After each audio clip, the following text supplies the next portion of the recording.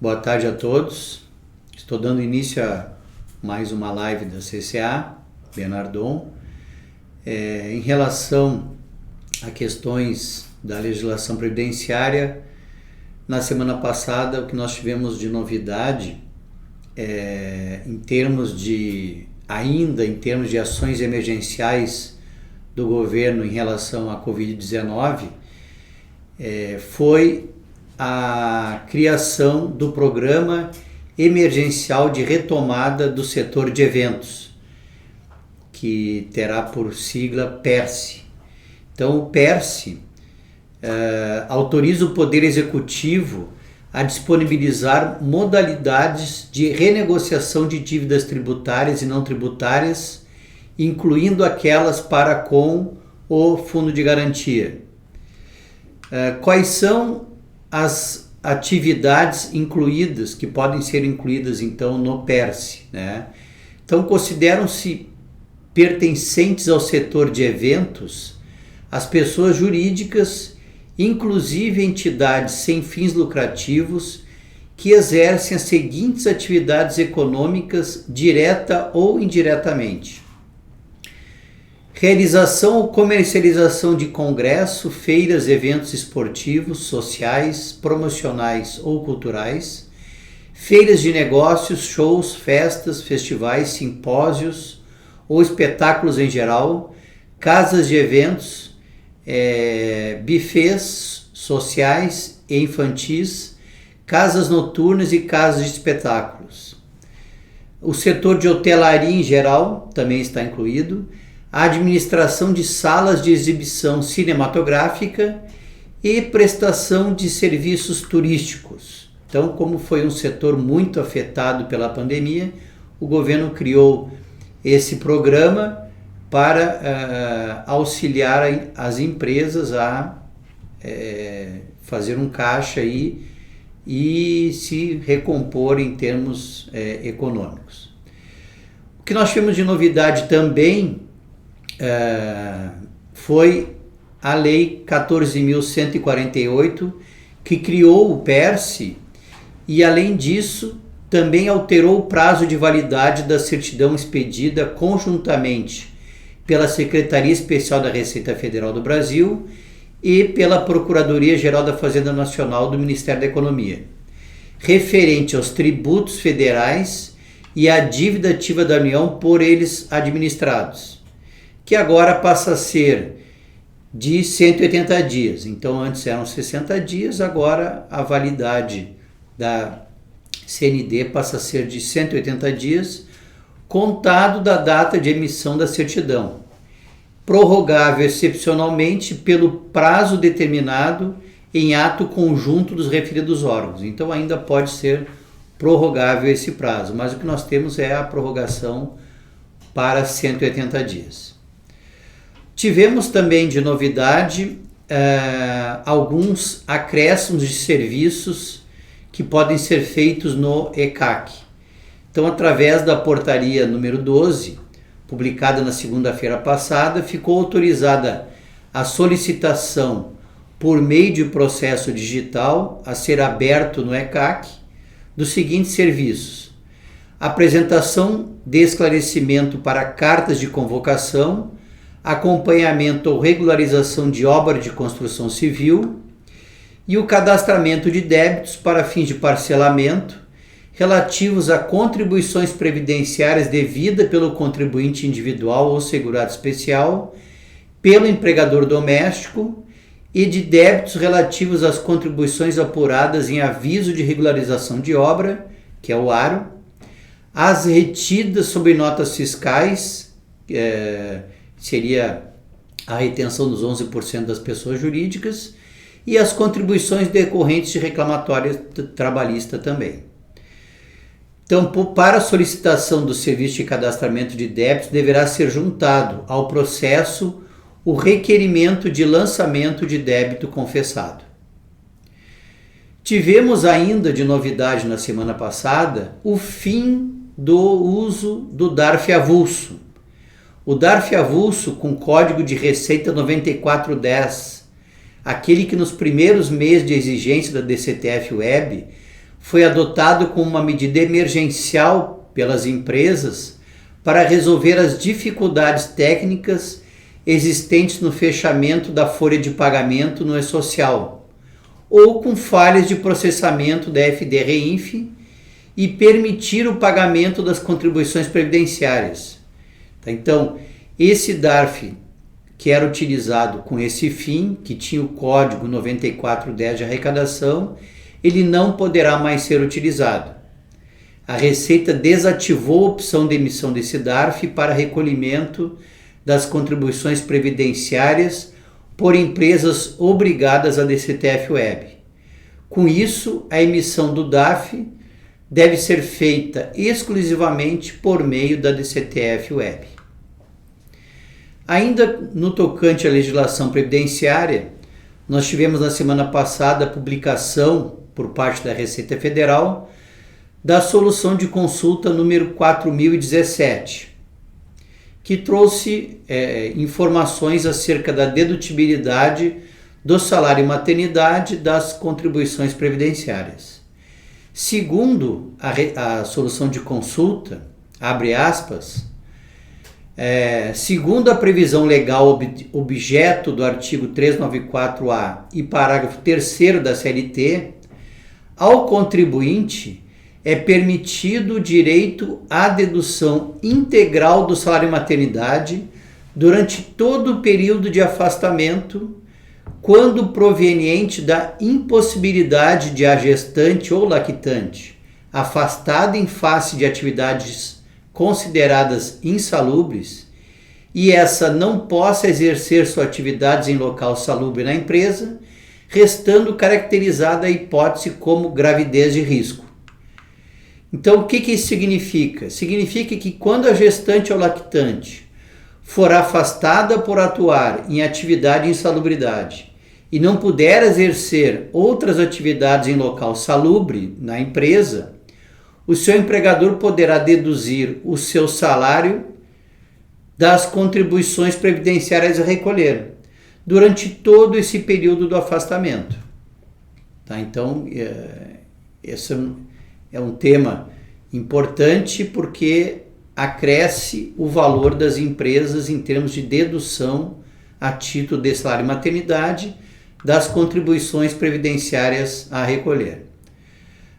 Tivemos ainda uma nota publicada no site do E-Social que trouxe informações acerca do E-Social simplificado.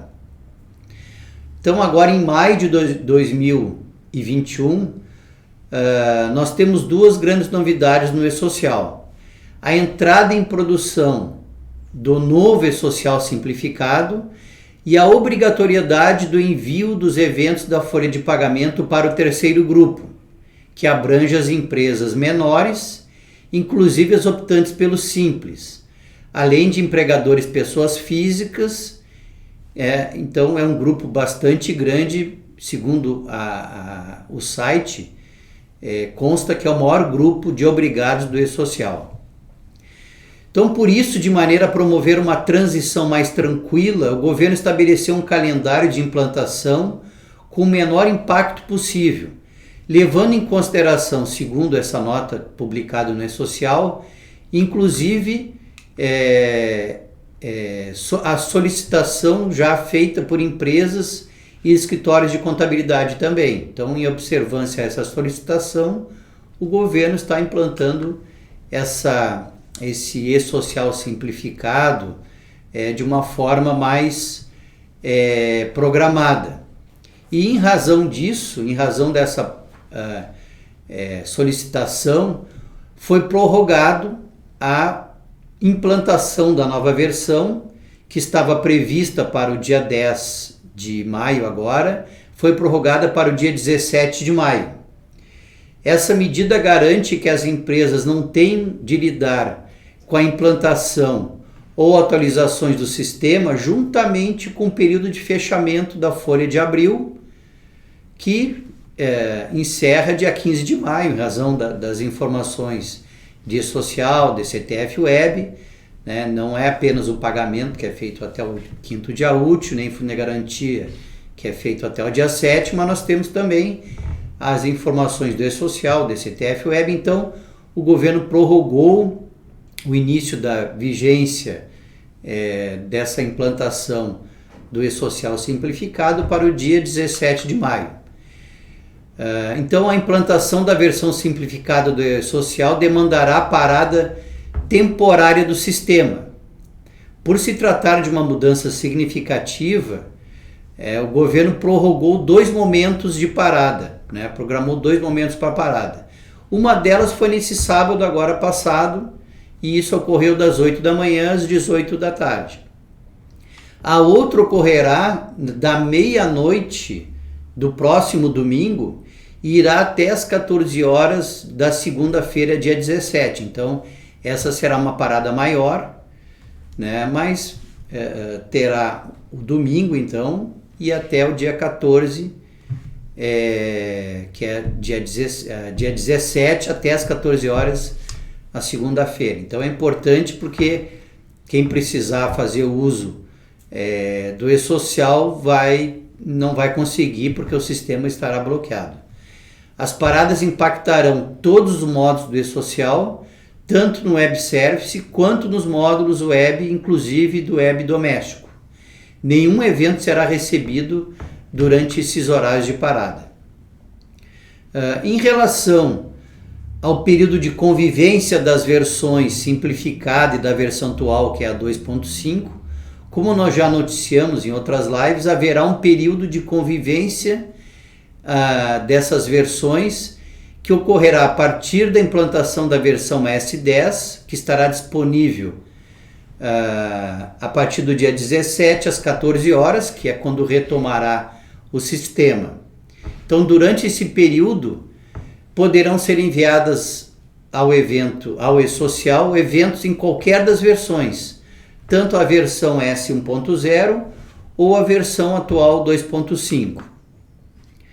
O início da obrigatoriedade do terceiro grupo, segundo consta na nota essa publicada no site do E-Social, fica mantido. Então, o cronograma de obrigatoriedade do envio dos eventos para o terceiro grupo seria que hoje, 10 de maio, fica mantido. Hoje que inicia a prestação dessas informações relativos a fatos ocorridos a partir do dia 1º de maio.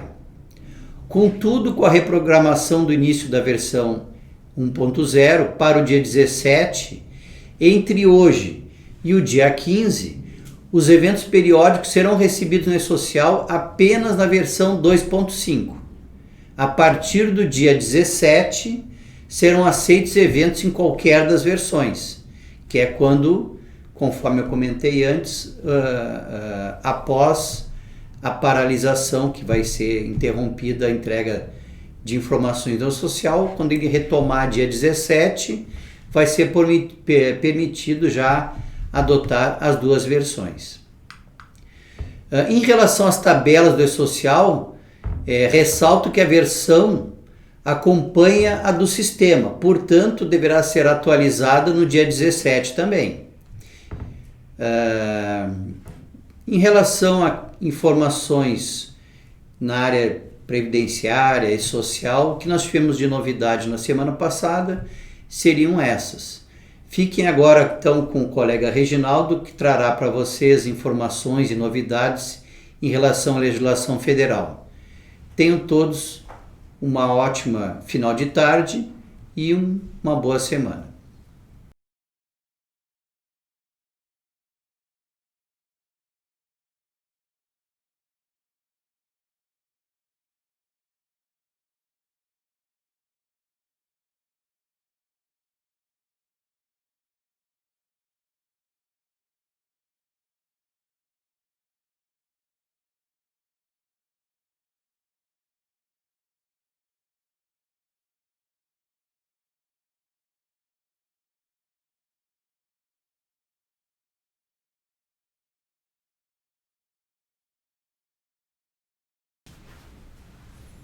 Pois bem, boa tarde a todos. Vamos dar sequência agora na live de hoje, na legislação federal. O primeiro assunto que a gente traz para apresentar aos senhores diz respeito à tomada de crédito das contribuições do PIS e da COFINS sobre as aquisições de óleo diesel. Então, como todos bem sabem, no início de março, o governo publicou o decreto que tornou a alíquota zero das contribuições do PIS e da COFINS para o óleo diesel no período entre março e abril. Então, em 30 de abril de 2021 agora, se encerrou essa aplicação da alíquota zero, de modo que as empresas que são tributadas com base no regime da não cumulatividade e que usam o óleo diesel como insumo nas suas atividades industriais ou de prestação de serviço, podem então, a partir de 1º de maio, em todas aquelas aquisições realizadas a partir de 1º de maio de óleo diesel, podem voltar a tomar o crédito das contribuições do PIS e da COFINS sobre essas aquisições. É lógico que deve ser levado em consideração o período em que houve a emissão da nota fiscal e não a data de entrada no estabelecimento. Por exemplo, uma empresa que adquiriu óleo diesel em 30 de abril, certo? E cujo recebimento da mercadoria se deu só em maio, essa nota ela não é geradora de crédito PIS e COFINS, porque quando ela foi emitida pelo estabelecimento vendedor, ali a alíquota vigente ainda era a alíquota zero. Então deve ser tomado esses cuidados nessa transição, porque a incidência da a retomada da incidência da alíquota normal de PIS e COFINS sobre o óleo diesel é a partir de 1º de maio. Então, no período de 1º de março a 30 de abril, todas as aquisições que foram realizadas, as empresas ficaram impedidas de tomar crédito PIS e COFINS, porque não houve a tributação, e a retomada agora, ela restabelece esse direito ao crédito.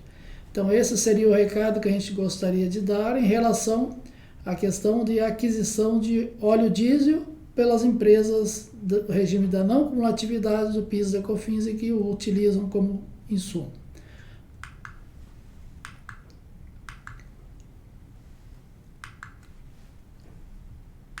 A segunda matéria que a gente traz aí é uma reprise com relação à questão da ECD.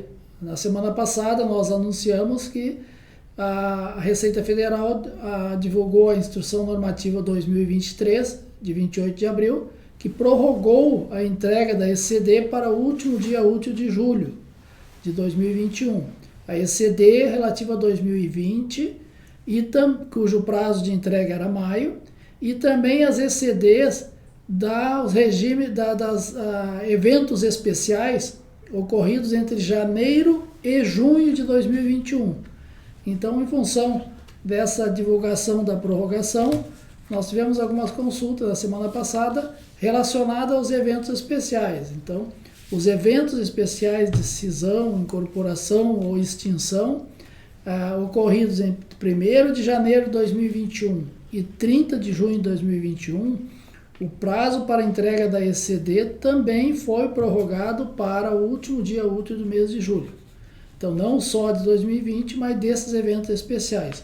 Por óbvio, não poderia ser diferente, porque o sistema está unificado. Então, a entrega das ECD 2020 e eventos especiais de janeiro a junho de 2021, o prazo de entrega da ECD é o último dia útil do mês de julho de 2021. Com relação à entrega da ECD, na semana passada eu já fiz um alerta. Tem aquelas empresas que participam de licitações e que também pretendem fazer a compensação dos saldos negativos de RPJ e contribuição social de 2020, para fazê-lo, vão precisar entregar a ECD de forma antecipada. Então, quem participa de licitação, por certo, algumas prefeituras, alguns órgãos que fazem licitação, podem sim exigir já a ECD do balanço de 2020 com a ECD registrada. Então, nesse caso, essas empresas têm que tomar o cuidado de se antecipar a entrega e não aguardar o último dia previsto na prorrogação, certo? Então, para principalmente evitar algum transtorno no caso de licitações. Quem quer compensar saldo negativo de RPJ e construção social, para poder compensar tem que fazer a entrega da ECF.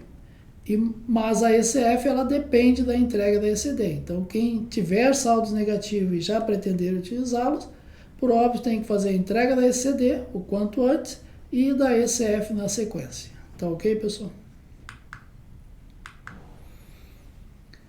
Depois nós temos um assunto ligado à consulta que recebemos na semana passada, que diz respeito a uma empresa que é tributada pelo lucro presumido, certo? E que os diretores, administradores, sócios, pretendem fazer uma cisão durante o ano de 2021. E a pergunta que recebemos é o seguinte: após a cisão, a empresa realiza uma cisão, vamos supor, no mês de junho. Ela encerra um período fiscal em função da cisão. Após o encerramento do período fiscal, a retomar o início do novo período fiscal, que seria a partir de julho, a empresa poderia voltar a tributar com base no lucro real e não no lucro presumido? Essa seria a pergunta. Então, a resposta é não, tá? Porque a opção pelo lucro presumido, ela é para o ano calendário vigente. Então, ela não pode, a pessoa jurídica, ela não pode, optou pelo lucro presumido no início do ano. Se ela realizar uma operação de cisão, ela encerra o período fiscal, entrega todas as suas obrigações fiscais correspondentes, ECD, ECF, recolhe os tributos do período encerrado, mas ela recomeça um novo período fiscal para fins de ano calendário. Esse período, como ele ainda está dentro do mesmo ano, ele continua lucro presumido, ou seja, a empresa não pode mudar do lucro presumido para o lucro real só em função de ter realizado uma operação de cisão. A cisão não permite mudança de regime de tributação. Isso está lá no parágrafo 1º do artigo 214 da Instrução Normativa 1700, diz que, sem prejuízo do disposto no artigo 236, a opção pela tributação com base no lucro presumido será aplicada em relação a todo o período da atividade da empresa em cada ano calendário. Ou seja, a opção pelo lucro presumido é para o ano calendário e não para período fiscal. Então essa é a resposta que a gente tem dado para esse tipo de consulta. E depois nós temos uma outra matéria que a gente traz relativo a consultas que recebemos, tá? Embora seja já uma matéria antiga, mas recebemos uma consulta de uma pessoa jurídica que pretende depositar em juízo parte das contribuições para o PIS da COFINS em função de questionamento judicial que vão fazer. E a pergunta que recebemos é se, ao fazer o depósito judicial das contribuições para o PIS da COFINS, naquela parcela que a empresa entende que não seria devido, em função de questionamentos que vão levantar judicialmente, se ela poderia considerar como dedutível todo o valor da contribuição apurada. Nesse caso não pode, né, pessoal? Porque a legislação estabelece que os tributos, quando ocorre o depósito em juízo, a legislação federal estabelece que esse depósito, essa parcela que está sendo depositada em juízo e que está sendo questionada, a empresa já está considerando não como uma despesa incorrida, um custo incorrido. Ela estaria, então, no momento que ela ingressou em juízo e fez o depósito judicial, ela se caracterizaria mais como uma provisão. E nesse caso a Receita Federal não tem aceito a dedutibilidade os tributos depositados em juízo. Então, tributo depositado em juízo é ICMS. É lógico que a gente está falando só dos tributos dedutíveis para fins da apuração do Imposto de Renda e Contribuição Social, que é o caso do PIS e da COFINS, ICMS, o IOF, qualquer tributo depositado em juízo, ele não é dedutível na apuração do Imposto de Renda e da Contribuição Social. A dedução para fins de LALUR e de LACS, então, esses tributos depositados em juízo devem ser adicionados à base de cálculo dos tributos e controlados na parte B para futura exclusão, se a empresa vier no caso, a perder essa ação e tiver que o depósito for levantado em favor da União, a empresa praticamente vai poder excluir o valor que adicionou anteriormente, e para isso tem um controle na parte B. Se a empresa ganhar a ação e ela levantar os depósitos, então ela simplesmente vai fazer a baixa na parte B e não há que se falar em exclusão. Tá ok, pessoal? Com relação à legislação federal, as matérias que nós gostaríamos de trazer seriam essas. Deixamos em aberto aí consultas, se houverem, e desejamos uma ótima semana para todos. Um abraço e até a próxima.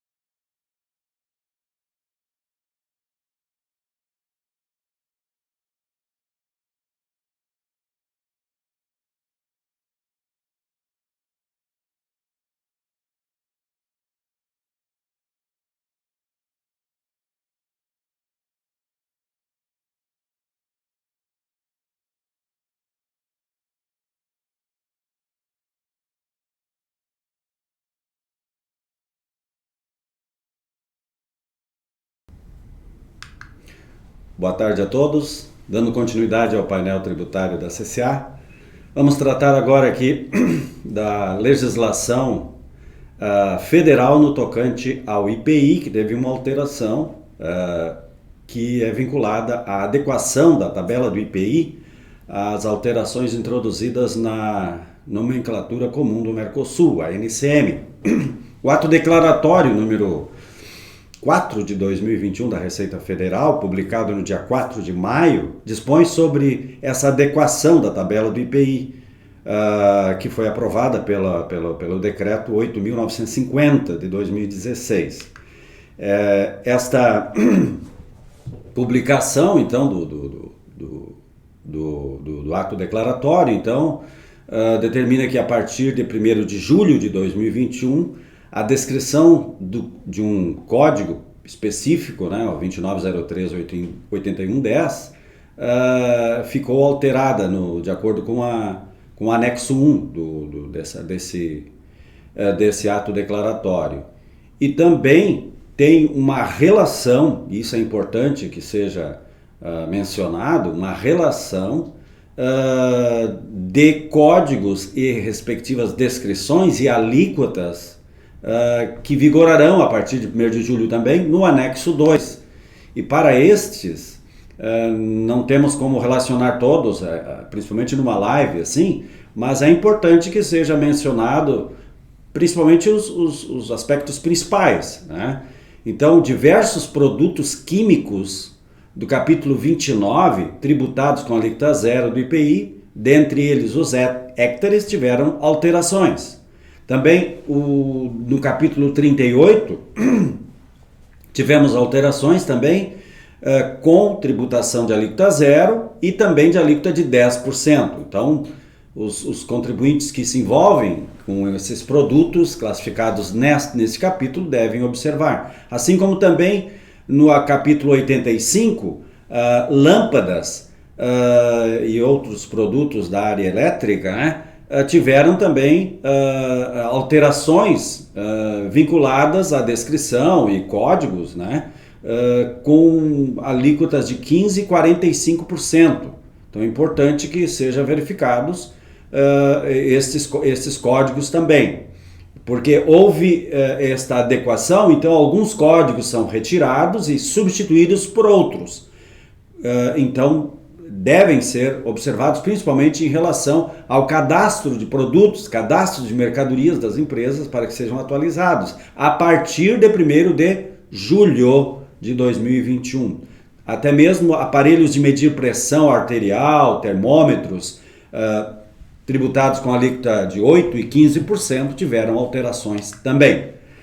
Então é importante que sejam verificadas as alterações próprias, né, de acordo com as NCMs e descrições e alíquotas ali relacionados neste ato declaratório da Receita Federal, número 4 de 2021.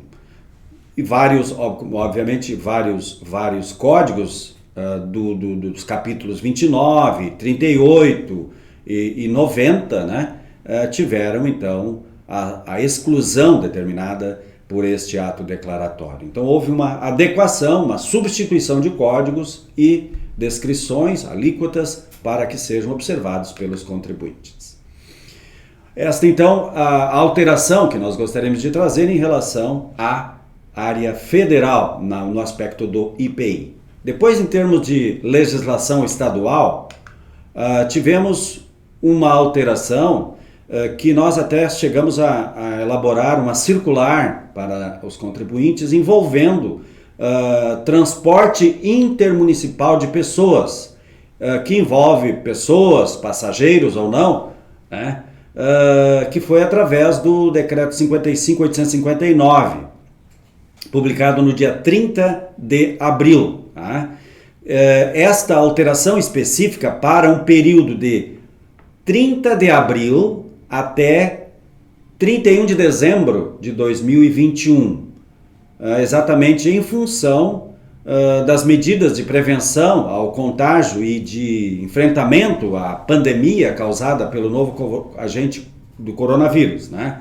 Então foi inserido o inciso 8º no artigo 24 do livro 1 do regulamento, permitindo que as empresas que se envolvem com transporte de pessoas, passageiros ou não, no transporte intermunicipal, tenham base de cálculo reduzida a 0 nesse período, exatamente em função das dificuldades que estão sendo enfrentadas pelas empresas concessionárias, né, do serviço público na esfera do transporte intermunicipal de pessoas. Tá? Então, importante esta alteração que nós, inclusive, remetemos no próprio dia 30 de abril, através de uma circular aos clientes da CCA. Depois, em termos de instrução normativa ou orientação normativa, tivemos uma alteração através da instrução normativa 38, também publicada no dia 30 de abril, né, trazendo alterações que inclusive foram republicadas no dia 4 de maio. Tá? Dia 4 de maio houve uma republicação desta instrução normativa, porque houve erro na sua publicação. Então ela altera, tá, o ICMS substituição tributária no tocante aos distribuidores hospitalares. Tá? Para estes contribuintes, há um tratamento especial no artigo 103, parágrafo 3º, né, que relaciona todos os contribuintes que estão beneficiados como distribuidores hospitalares no apêndice 35 da Instrução Normativa 45/98. Nesta alteração, então, ou por esta alteração, ficaram então acrescentados diversos estabelecimentos, né, pela ordem do seu CNPJ, e eu vou mencionar apenas o nome principal de cada um para que as empresas que se envolvem com distribuição de medicamentos, né, estejam alertas em relação a isso. A empresa Imunofarma, né, o Laboratório Brown, a Biomed e a Cirúrgica, Comércio de Material Médico Hospitalar, então foram acrescentadas à relação de distribuidores. Por outro lado, foram excluídos estabelecimentos, né, também vinculado ao CNPJ específico, né, distribuidora de medicamentos Santa Clara, Onco, distribuidora, Exclusiva, distribuidora, Alfamed, distribuidora, DMC, distribuidora, Hospibox, distribuidora, Oncosul, distribuidora, Prolab e Comércio ou Comercial Cirúrgica Medianeira também. Então foram incluídas como empresas ou distribuidores de medicamentos beneficiados pelo ICMS e substituição tributária. Então, estas as alterações que nós gostaríamos de trazer para vocês esta tarde e, desde já, desejamos um bom final de tarde a todos e uma ótima semana. Muito obrigado.